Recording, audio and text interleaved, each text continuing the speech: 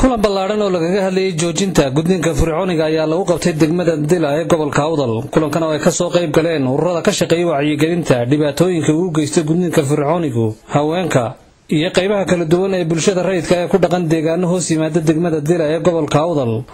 Kulankan ayaa waxa soo qaban qaabiyay ururka dhalinyarada ee Ayodha ee fadhigoodu yahay magaalada Boorama, waxaana muddo dhowr bilood ah wadeen ururkan wacyigelinta halista gudniinka fircoonigu u leeyahay gabdhaha. مشروعان oo ay maalgelisay hay'adda caalamiga ee la yiraahdo UNFPA lagana fulinayay degmooyinka Boorama iyo Gabiley deegaano ka tirsan. Isku imaatinka lagaga hadlayay joojinta gudniinka fircooniga ee lagu qabtay magaalada Dila ayaa laga soo saaray baaq ku wajahan sidii loo joojin lahaa gudniinka fircooniga. waxaana kulankaasi hadal ka jeediyay Idris Faarax Muuse oo ah madaxa mashaariicda ururka dhalinyarada ee Ayodha, waxaana kamid ah hadaladiisii. runtii maanta waa maalin weyn, waxaan halkan isugu imanay si aan bayaan ama cod dheer ugu muujino sida aynu u joojin lahayn gudniinka gabdhaha lagu sameeyo oo dhibaato weyn oo caafimaad u geysta haweenkeena dhabahaantii dhammaan ilaa 98% dhulkii la soo rajay Soomaaliya ama Somalilandba wali laga sii isticmaalo. runtii muddadii mashruuca ka socday ee 4 bilood ahayd mashruucaasi wacyigelinta ah oo ay maalgelisay hay'adda UNFPA ayna fulinaysa hay'adda samafalka ee wadaniga Ayodha ee maanta halkan dila joogta. muddadii uu joogay waxa uu u socday si wanaagsan oo xushmad leh oo dadweynuhu ay qaateen wacyigelintii iyo shaqaalihii ka shaqaynaya u helanaa hal iyo habeen culimadii iyo dadkii masaajidda ay ka sheegaan waana la aqbalay, waana isku raaceen dadweynuhu. runtii waxaa markaa shalay aan joognay Kalabeed oo iyadana ka xuseynay degmada Gabiley iyo degmada Boorama ee mashruucan sida wanaagsan uga hirgalay.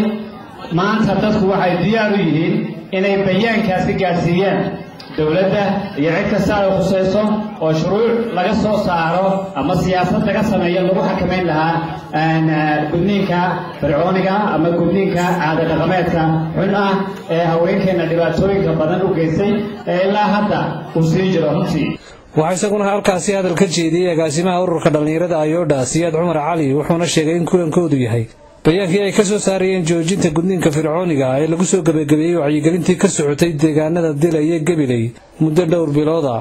maanta aynu joogno maalintii ay soo jeedinayna bayaanka aynu isla garanay in la joojiyo gudniinka gabdhaha lagu sameeyo oo dhib maahan aan wax dheef habeeraatay aanan u lahayn gabdhaheena ayna dhaxalsiiso dhibaatooyin fara badan oo caafimaad iyo dhaqaale.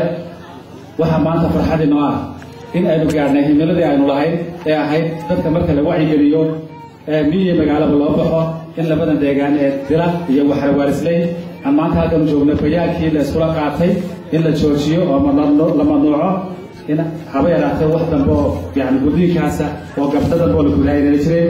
waa farxad.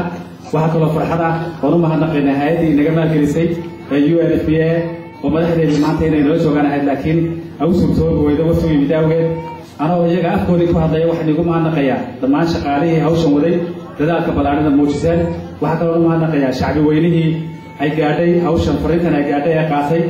waxaan kaloo nagu bashaaraynayaa in hawshii aynu fulinaynay ay midhodhal noqotay. aanan ku rajo weynahay 100% in deegaanadii kale ee baahida ka jirtayna la gaarsiiyo oo ay naga ballan qaadeen madaxdii hay'adda UNFPA in hawshaasi ay noo fuli doonto haddii Ilaahay raado.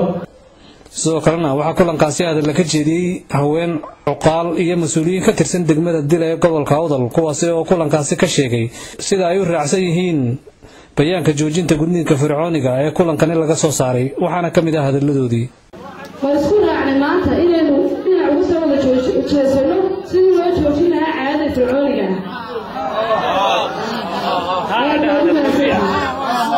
ma isku raacnay inaynu dhinac uga soo wada jeesano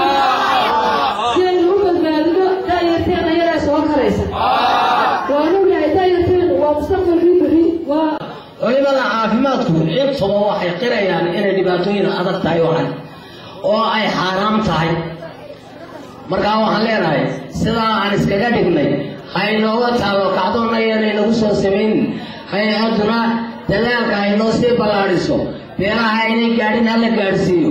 haweenka ka soo qayb galay kulankan lagu qabtay magaalada Dila ee lagaga hadlayay joojinta gudniinka fircooniga ayaa kulankaasi ku soo bandhigay suugaano ay ku cabirayaan dhibaatada gudniinka fircooniga uu leeyahay gabdhaha.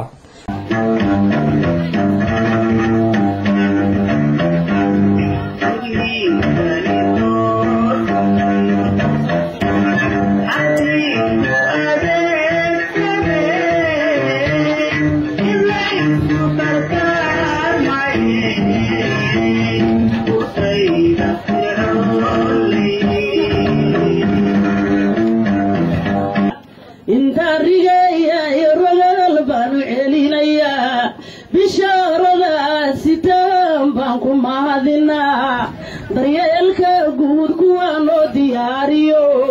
daryeelka guud kuwa diinku dhowrayo dadnimayo kuwa dooda loo wanaajiyo gudniinkii naga digee nooga daahiriyo magana leh waan ku mahadnaqnaa.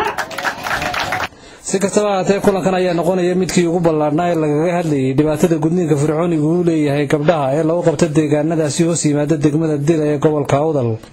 Hashim Sheekh Cumar Good, Radio Barkulan, Boorama.